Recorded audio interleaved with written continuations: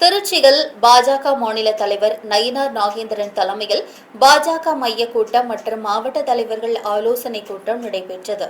இக்கூட்டத்திற்கு பிறகு செய்தியாளர்களை சந்தித்த பாஜக மாநில பொதுச் செயலாளர் ராம சீனிவாசன் பல்வேறு முக்கிய கருத்துக்களையும் பகிர்ந்து கொண்டார்.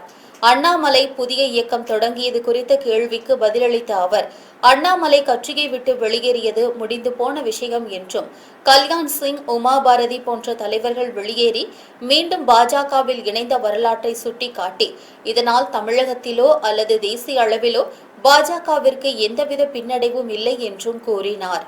தொடர்ந்து பேசிய அவர், நாடாளுமன்ற தேர்தலில் பாஜகவின் வாக்கு சதவிகிதம் குறையவில்லை என்றும், அண்டை மாநில கட்சிகளுடன் பாஜக நல்ல நட்புறவில் இருப்பதாகவும் தெரிவித்தார்.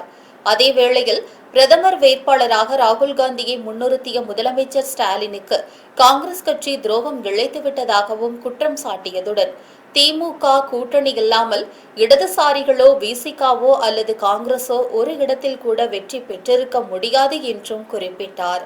இறுதியாக தமிழக அரசை விமர்சித்த ராம சீனிவாசன், முதலமைச்சருக்கு நிர்வாகத்திறனோ அமைச்சர்களுக்கு அனுபவமோ இல்லை என்றும், சட்டம் ஒழுங்கு சீர்குலைந்து போதை கலாச்சாரம் அதிகரித்து தற்போதைய அரசு தோல்வியை நோக்கி சென்று கொண்டிருப்பதாகவும் தெரிவித்தார். இல்லை, அண்ணாமலை அவர்கள் கட்சியை விட்டு விலகிட்டார், அவரது ராஜினாமா தேசிய தலைவரால் ஏற்கப்பட்டுள்ளது என்பது முடிந்து போன விஷயம் தான். அதற்கு இந்த கூட்டத்துக்கும் அதுக்கு சம்பந்தம் இல்லை. அண்ணாமலை அவர்கள் கட்சியாக நான் ஆரம்பிக்கல, ஒரு இயக்கம் அப்படின்னு சொன்னதுனால பல பேர் அந்த இயக்கத்திலையும் தங்களை ஈடுபடுத்தி கொண்டிருக்கிறாங்க. அதனால் அவங்க அந்த கட்சி வேறு இயக்கம் வேறுன்னு இல்லை, அவர் கட்சின்னு ஆரம்பிக்கிறப்ப போனவங்க பல பேர் திரும்ப வருவாங்க. பெருசாக பாதிப்பு ஒன்றும் இருக்காது, எங்களுக்கு பாதிப்பாக நாங்கள் நினைக்கல. தமிழ்நாட்டு அரசியலுக்கு இதனால் பெரிய பாதிப்பு இல்லை. இப்போ உதாரணமாக தமிழ்நாட்டினுடைய ஆட்சி மாற்றம் ஏற்பட்டுரும் இதனால், அல்லது வேறு அகில இந்திய அளவில் ஒரு பெரிய தாக்கம் ஏற்பட்டுரும், அந்த மாதிரியான சூழ்நிலை இன்றைக்கி அரசியல் சூழ்நிலை அப்படி இல்லை.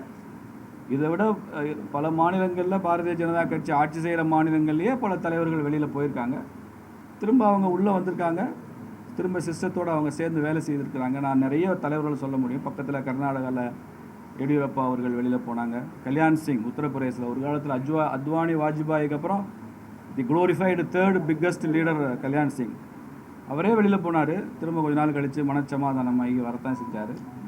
அதேமாதிரி உமா பாரதி அவங்கெல்லாம், மதன்லால் குரானா, கேசுபாய் பட்டேல், சங்கர் சிங் வக்கேலா, இப்படி நிறையா நான் சொல்ல முடியும்.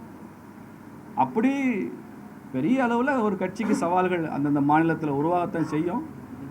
அதனால் அதெல்லாம் ஒப்பிட்டு பார்க்குறப்ப இது ஒன்றும் பெரிய விஷயமா இல்லை. நாங்கள் இது ஒரு பெரிய பின்னடைவாவோ கட்சிக்கான ஒரு பெரிய ஒரு வீழ்ச்சியோ அப்படின்னு நாங்கள் பார்க்கல.